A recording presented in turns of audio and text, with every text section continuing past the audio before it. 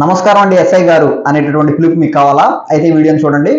Hello aspirants, welcome to RK education. I'm your Kiran Dasari. మొదటిసారిగా మీరు మన ఛానల్ చూస్తున్నట్లయితే మన ఛానల్లో వివిధ రకాల కాంపిటేటివ్ ఎగ్జామ్స్ అదేవిధంగా కెరీర్ ఆప్షన్ సంబంధించినటువంటి A to Z ఇన్ఫర్మేషన్ అనేది అందించడం జరుగుతుంది. ఆస్పిరెంట్స్ అందరూ కూడా మన ఛానల్ సబ్స్క్రైబ్ చేసుకుని సో దట్ మీకు మన ఛానల్ ఎంతగానో ఉపయోగపడుతుంది. మరి ఈ రోజు వీడియోలో Andhra Pradesh sub inspector of police సంబంధించినటువంటి selection process, exam pattern, syllabus, qualification, age limit, cut of marks, preparation స్ట్రాటజీకి సంబంధించినటువంటి పూర్తి వివరాలు ఈ వీడియోలో డిస్కస్ చేసే ప్రయత్నం చేద్దాం. మీరు ఎక్కడ కూడా స్కిప్ చేయకుండా చూడండి సో దట్ మీకు ఒక మంచి క్లారిటీ అనేది వస్తుంది. So without doing any let's get into the video. So మనకు వచ్చేసరికి ఈ ఎస్ఐ ఎగ్జామ్ అనేది మొత్తం 3 విభాగాల్లో జరుగుతుంది. ఫస్ట్ వచ్చేసరికి ప్రిలిమ్స్ ఎగ్జామ్ ఉంటుంది, నెక్స్ట్ వచ్చేసరికి ఫిజికల్ మెజర్మెంట్ టెస్ట్, తర్వాత ఫిజికల్ ఎఫిషియన్సీ టెస్ట్, ఫోర్త్ వచ్చేసరికి ఫైనల్ రిటన్ ఎగ్జామ్ ఉంటుంది, మెయిన్స్ ఎగ్జామ్ ఉంటుంది. తర్వాత వచ్చేసరికి మనకి డాక్యుమెంట్ వెరిఫికేషన్ అదేవిధంగా మెడికల్ ఎగ్జామినేషన్ ఉంటుంది. సో ఈ కంప్లీట్ అయిపోయిన తర్వాత ఇంకా సెలక్షన్ ప్రాసెస్ కంప్లీట్ అయిపోతుంది అనమాట. సో మనం ఇప్పుడు 1 by 1 ఒకదాని గురించి మనం డిస్కస్ చేద్దాం. సో ఫస్ట్ వచ్చేసరికి మనకి ప్రిలిమ్స్ ఎగ్జామ్, ఒకసారి దాని గురించి ప్యాటర్న్ అదేవిధంగా సిలబస్ గురించి డిస్కస్ చేద్దాం. మనకు వచ్చేసరికి సబ్జెక్ట్స్ ఎట్లాంటి ఉంటాయి, క్వశ్చన్స్ ఎన్ని వస్తాయి, ఎన్ని మార్క్స్ టోటల్గా ఈ ప్రిలిమ్స్ ఎగ్జామ్ కండక్ట్ చేయడం జరుగుతుంది, అదేవిధంగా ఎంత టైం డ్యూరేషన్ ఎంత ఉంటుంది అనేది డిస్కస్ చేద్దాం. ఫస్ట్ వచ్చేసరికి మనకి పేపర్ 1 వచ్చేసరికి arithmetic and test for the reasoning and mental ability అనేటటువంటి సబ్జెక్ట్స్ ఉంటాయి. మనం డీటెయిల్గా వాటి గురించి వాటి సబ్జెక్ట్స్ టాపిక్స్ వైజ్గా మనం డిస్కస్ చేసే ప్రయత్నం చేద్దాం. అయితే ఈ arithmetic and test for reasoning and mental ఎబిలిటీకి సంబంధించినటువంటి 100 క్వశ్చన్స్ వస్తాయి. టోటల్గా మనకి 100 మార్క్స్కి ఈ పేపర్ 1 అనేది కండక్ట్ చేయడం జరుగుతుంది. 3 గంటల టైం ఉంటుంది. అదేవిధంగా పేపర్ 2 అంటే పేపర్ 1 మార్నింగ్ జరిగితే పేపర్ 2 అనేది మధ్యాహ్నం జరుగుతుంది. సో పేపర్ 2 వచ్చేసరికి జనరల్ స్టడీస్ కూడా నంబర్ ఆఫ్ క్వశ్చన్స్ వచ్చేసరికి 100 క్వశ్చన్స్ ఉంటాయి. అదేవిధంగా మార్క్స్ చూసినట్లయితే 100 మార్క్స్ ఉంటుంది. టైం డ్యూరేషన్ వచ్చేసరికి 3 hours టైం డ్యూరేషన్. టోటల్గా ఈ ప్రిలిమ్స్ ఎగ్జామ్ అనేది 200 క్వశ్చన్లకి జరిగితే 200 మార్క్స్కి కండక్ట్ చేయడం జరుగుతుంది. మొత్తం 6 hours టైం, పొద్దున 3 గంటలు, మధ్యాహ్నం 3 గంటలు. ఒకసారి ఇప్పుడు నేను పేపర్ 1లో arithmetic and test for reasoning mental ability అని చెప్పాను కదా, ఇప్పుడు అర్థమెటిక్లో ఎట్లాంటి టాపిక్స్ మనకు వస్తాయనేది మనం పైన ఒకసారి డిస్కస్ చేసే ప్రయత్నం చేద్దాం. So it will including the questions on problem relating to the number system, simple interest, compound interest, ratio and proportions, average, percentage, profit and loss, time and work and wages, time and distance, clock, calendars, అదేవిధంగా partnership, mensuration.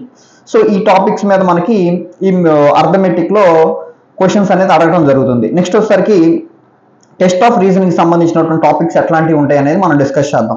It will including the questions of both verbal and non verbal type and including the questions on analogies, similarities and differences, spatial visualization, spatial orientation, problem solving, analysis, judgment, decision making, visual memory, ఇట్లాంటి topics మీద మనకి questions అనేది అడగడం జరుగుతుంది ఈ test of reasoning లో. Next వచ్చేసరికి general studies కి సంబంధించినటువంటి ఎట్లాంటి సబ్జెక్ట్స్ ఉంటాయని మనం డిస్కస్ చేద్దాం. ఇప్పుడు ఈ జనరల్ స్టడీస్ లో ఫస్ట్ వచ్చేసరికి జనరల్ సైన్స్. ఈ జనరల్ సైన్స్ లోనే మనకి physics, chemistry, biology, science and technology ఉంటాయి కదా, ఈ సబ్జెక్ట్స్ అనేది ఈ జనరల్ సైన్స్ లో ఉంటాయి. అదేవిధంగా current events of national and international importance, so current affairs అంటాం కదా, అవి కూడా అడగడం జరుగుతుంది. నెక్స్ట్ వచ్చేసరికి history of India, so India యొక్క హిస్టరీ అడగడం జరుగుతుంది.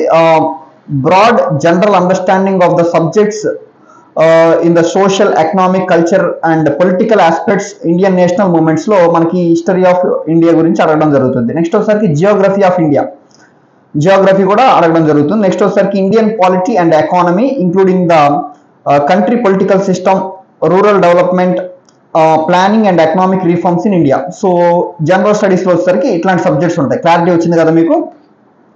నెక్స్ట్ వచ్చేసరికి ఎవరైతే ఈ ప్రిలిమ్స్ ఎగ్జామ్ రాసి క్వాలిఫై అవుతారో కొంత కట్ ఆఫ్ ఉంటుంది, ఆ కట్ ఆఫ్ గురించి కూడా మాట్లాడదాం మనం ఒకసారి.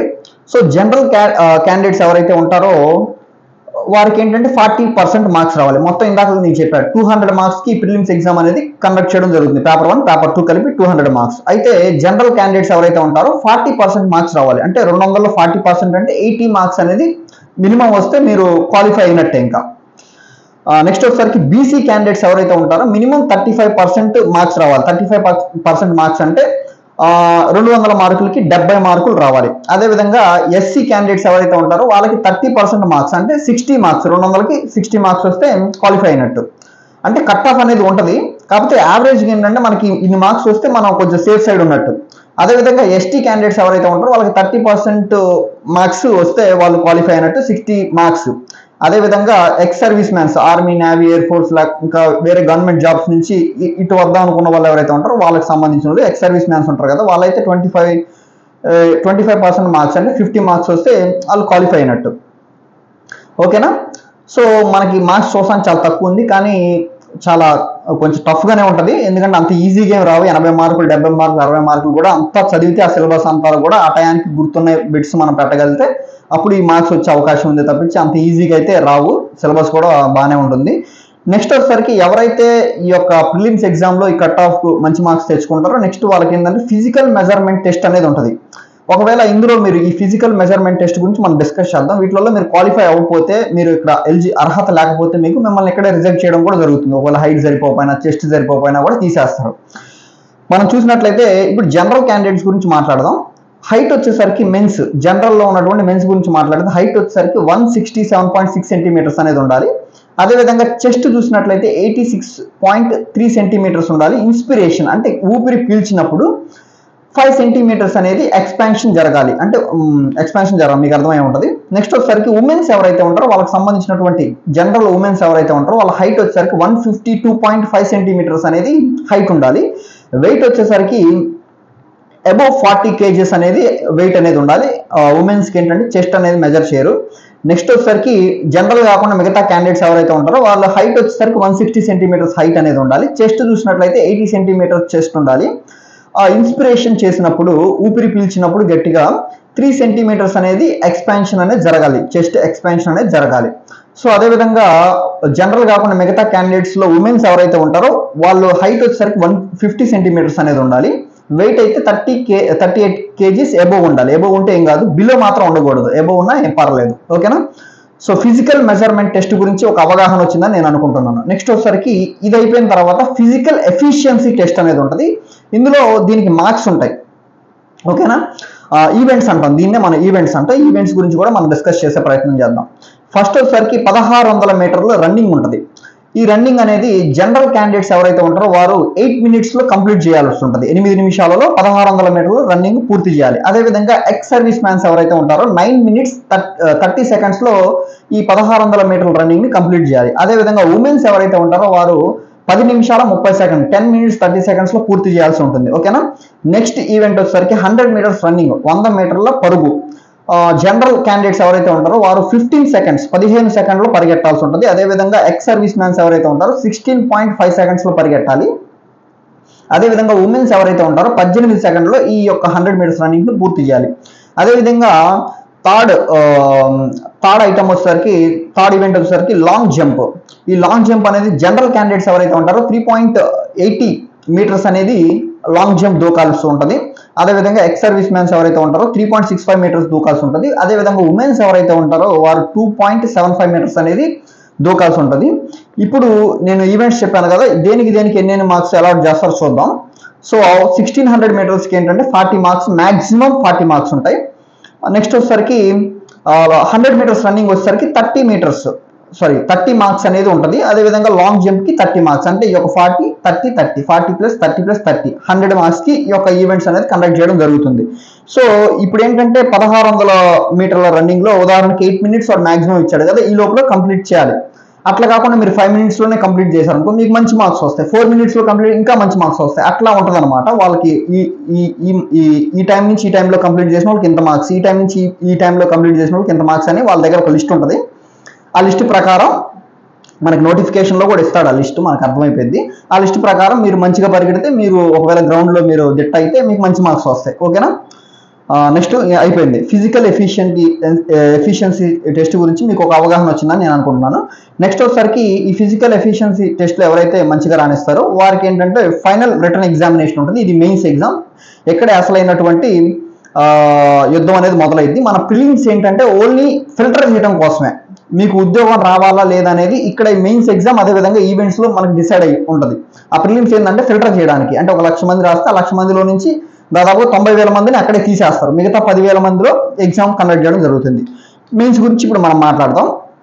మెయిన్స్లో మొత్తం 4 పేపర్లు ఉంటాయి. ఒకటోసరికి ఫస్ట్ పేపర్ ఇంగ్లీష్ ఉంటుంది, డిస్క్రిప్టివ్ టైప్ లో ఉంటుంది. దీనికి సంబంధించిన సిలబస్ ఎట్లాంటివి వస్తాయి, ఎట్లాంటి క్వశ్చన్స్ వస్తాయి అనేది కూడా మనం డిస్కస్ చేద్దాం. డిస్క్రిప్టివ్ అంటే రాయాలి, పెన్ను పెట్టి రాయాలి. మామూలు బబ్లింగ్ అంటే బబుల్ చేస్తాం కదా, అట్లా కాకుండా డిస్క్రిప్టివ్ రాయాలి. మన 10th క్లాస్ ఎగ్జామ్స్ లో రాస్తాం కదా, అట్లా రాయాలి. నెక్స్ట్ వచ్చేసరికి ఇది 100 మార్క్స్ కి ఉంటుంది మాక్సిమం. అదేవిధంగా పేపర్ 2 వచ్చేసరికి తెలుగు ఆర్ ఉర్దూ, మీ ఇష్టం. తెలుగు తీసుకోవాలంటే తెలుగు తీసుకోండి, లేదా ఉర్దూ తీసుకోవాలంటే ఉర్దూ తీసుకొని రాయొచ్చు. ఇది కూడా డిస్క్రిప్టివ్ టైప్, రాయాల్సి ఉంటుంది, పెన్ను పెట్టి రాయాల్సి ఉంటుంది. 100 మార్క్స్ కి కండక్ట్ చేయడం జరుగుతుంది. అదేవిధంగా ఈ రెండు పేపర్లు, పేపర్ 1 పేపర్ 2, ఇంగ్లీష్ తెలుగు తీసుకున్నా లేకపోతే ఇంగ్లీష్ ఉర్దూ తీసుకున్నా, ఈ రెండు కూడా క్వాలిఫైయింగ్ పేపర్స్ మాత్రమే, జస్ట్ క్వాలిఫై అయితే సరిపోయింది. వీటిని ఏమి మనకి ఫైనల్ లిస్ట్ లో ఏమి తీసుకోవడం ఉండదు. ఓకేనా. నెక్స్ట్ వచ్చేసరికి paper 4 arithmetic and test of reasoning, అదేవిధంగా మెంటల్ ఎబిలిటీ ఆబ్జెక్టివ్ టైప్.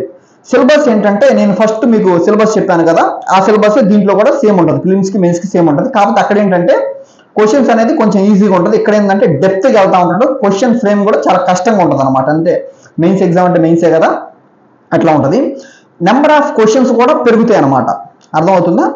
ఓకేనా. పేపర్ 3 వచ్చేసరికి మొత్తం 200 మార్కులకి కండక్ట్ చేయడం జరుగుతుంది.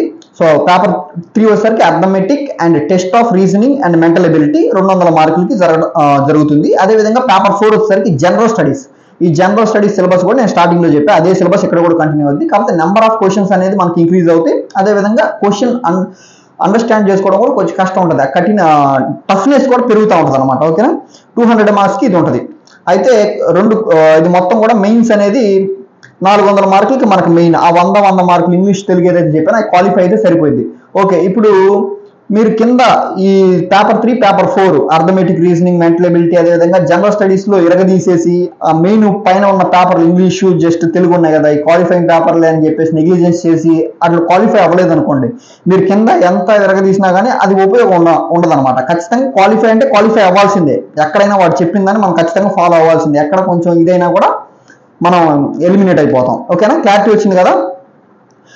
మీకు ఆల్రెడీ అర్థమెటిక్ రీజనింగ్ అదేవిధంగా జనరల్ స్టడీకి సంబంధించిన సిలబస్ చెప్పేసా. ఇప్పుడు మనం ఇంగ్లీషు అదేవిధంగా తెలుగు లేకపోతే ఉర్దూ సంబంధించిన సిలబస్ ఏంటనేది మనం ఒకసారి డిస్కస్ చేద్దాం. ఓకేనా. Paper 1 and paper 2 qualifying in only. ఓకేనా. ఇంగ్లీష్ నేను ఇప్పుడు చెప్తాను కదా, అది ఇంగ్లీష్ అయినా సరే తెలుగు అయినా సరే ఉర్దూ అయినా సరే అన్నిటికీ కూడా అప్లికేబుల్ అయింది. ఓకేనా. ఏంటంటే the candidates understanding of the English, its current usage and his writing ability would be tested. అర్థమైంది కదా. క్వశ్చన్స్ ఆన్ షార్ట్ ఎస్సే అదేవిధంగా comprehension, precis, letter writing, paragraph writing, report writing, translation from English to Telugu would be included.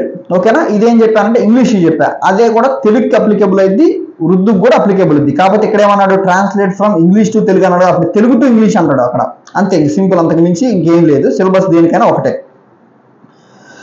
Next వచ్చేసరికి age limit గురించి మనం ఒకసారి discuss చేద్దాం. Age limit చూసినట్లయితే జనరల్గా ఏంటంటే 21 ఇయర్స్కి మనకి గ్రాడ్యుయేషన్ అయిపోయింది కదా, డిగ్రీ అనేది ఎవరికైనా మాక్సిమం 21 సంవత్సరాలకి డిగ్రీ అయిపోయింది. సో జనరల్ రూల్ ఏంటంటే 21 సంవత్సరం నుంచి 27 సంవత్సరాల వరకు ఉన్నవాళ్ళు, ఈ మధ్యలో ఉన్నవారు ఎవరైనా కూడా రాసుకోవచ్చు. ఎస్సీ ఎస్టీ ఓబీసీ ఏ క్యాండిడేట్ అయినా కూడా రాసుకోవచ్చు ఎగ్జామ్ అప్లై చేసుకొని. కానీ ఈడబ్ల్యూఎస్ ఓబీసీ ఎస్సీ ఎస్టీకి సంబంధించినటువంటి క్యాండిడేట్స్ ఎవరైతే ఉంటారో వారికి 5 ఇయర్స్ ఏంటంటే ఎక్స్టెన్షన్ అనేది ఉంటుంది, ఏజ్ అనేది. ఓకేనా. అంటే వారు దాదాపుగా 32 సంవత్సరాలు ఉన్నవారు కూడా రాసుకునే అవకాశం ఉంది. సో ఏజ్ లిమిట్ గురించి మీకు ఒక అవగాహన వచ్చింది అనుకుంటున్నాను. నెక్స్ట్ ఒకసారికి క్వాలిఫికేషన్ గురించి చూసినట్లయితే మినిమం డిగ్రీ ఉండాలి from recognised college or university నుంచి మీరు ఒక డిగ్రీ అనేది మీకు ఉండాలి. So this is all about sub inspector of police exam. తెలంగాణకు సంబంధించింది కూడా మోర్ ఆర్ లెస్ ఇట్లానే ఉంటుంది, కాకపోతే కొంత సబ్జెక్ట్లో డిఫరెన్స్ వస్తుంది. ఎగ్జామ్ ప్యాటర్న్ మొత్తం కూడా సేమ్గానే ఉంటుంది. నేను ఆల్రెడీ ఏపీ పోలీస్ కానిస్టేబుల్కి సంబంధించినటువంటి ఎగ్జామ్ ప్యాటర్న్, దానికి సంబంధించిన కంప్లీట్ రిక్రూట్మెంట్ ప్రాసెస్ గురించి మనం వీడియో చేయడం జరిగింది. దానికి సంబంధించినటువంటి లింక్ డిస్క్రిప్షన్లో నేను పైన లింక్ ఇచ్చే ప్రయత్నం చేస్తా. మీరు దాన్ని కూడా ఒకసారి చూసి మీరు అవగాహన తెచ్చుకునే ప్రయత్నం చేయండి. సో వీడియో నచ్చినట్లయితే లైక్ చేయండి. ఇట్లాంటి మరిన్ని వీడియోస్ కోసం మన ఆర్కే ఎడ్యుకేషన్ యూట్యూబ్ ఛానల్ని సబ్స్క్రైబ్ చేసుకోండి. నేను ఎంసెట్ నుంచి యూపీఎస్సీ వరకు చాలా కాంపిటేటివ్ ఎగ్జామ్స్ గురించి నేను మన ఛానల్లో కవర్ చేసే ప్రయత్నం చేస్తూ ఉంటా. మీరు సబ్స్క్రైబ్ చేసుకుంటే ఎప్పటికప్పుడు మీకు ఇన్ఫర్మేషన్ అనేది మన ఛానల్ ద్వారా అందుతుందనే ఉద్దేశంతో మిమ్మల్ని సబ్స్క్రైబ్ చేసుకోమని కోరుతా ఉన్నా. Thank you.